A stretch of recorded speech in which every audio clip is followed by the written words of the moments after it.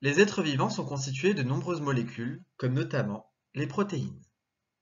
Ces protéines sont impliquées dans diverses fonctions, telles que par exemple la couleur de peau, des cheveux et des yeux, le transport du dioxygène aux organes, le système immunitaire ou même encore la digestion.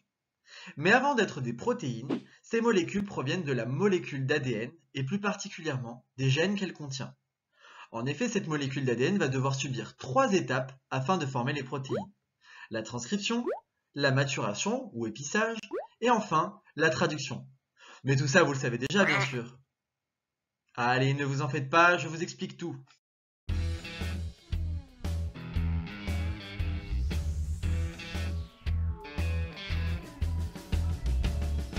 Dans cette vidéo, nous présenterons la transcription et la maturation de l'ADN, qui sont les 2 premières étapes qui permettent de former des protéines.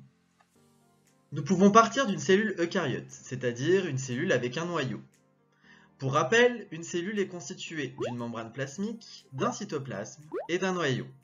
À l'intérieur du noyau se trouve la molécule d'ADN. En revanche, les protéines, elles, sont produites dans le cytoplasme.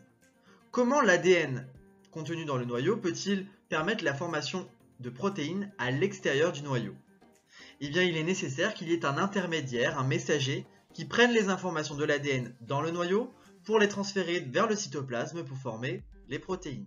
Cette molécule intermédiaire est appelée ARN. Mais comment forme-t-on cette molécule d'ARN? Eh bien pour cela, partons de notre molécule d'ADN à 2 brins présente dans le noyau.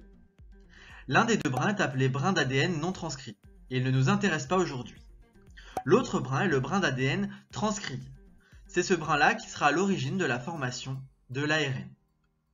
Ces 2 brins sont séparés et une enzyme fera son apparition, l'ARN polymérase. Son rôle est de fabriquer un brin complémentaire au brin d'ADN transcrit. À la seule différence qu'au lieu de mettre des T en face des A, elle va mettre des U.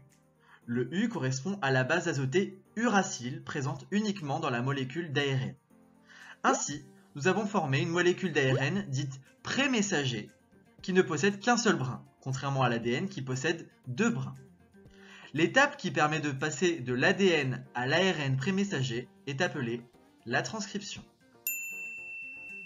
La molécule d'ARN pré-messager formée au cours de la transcription n'est pas encore mature pour pouvoir donner naissance à une protéine. En effet, elle doit d'abord subir une seconde étape, nommée la maturation ou encore épissage. Cette molécule est constituée de différentes parties, les introns et les exons. Les introns sont les parties non codantes, c'est-à-dire les parties inutiles dans la formation de la protéine, et les exons qui sont les parties codantes, c'est-à-dire utiles dans la formation de la protéine. Ainsi, les introns seront retirés et seuls les exons seront gardés.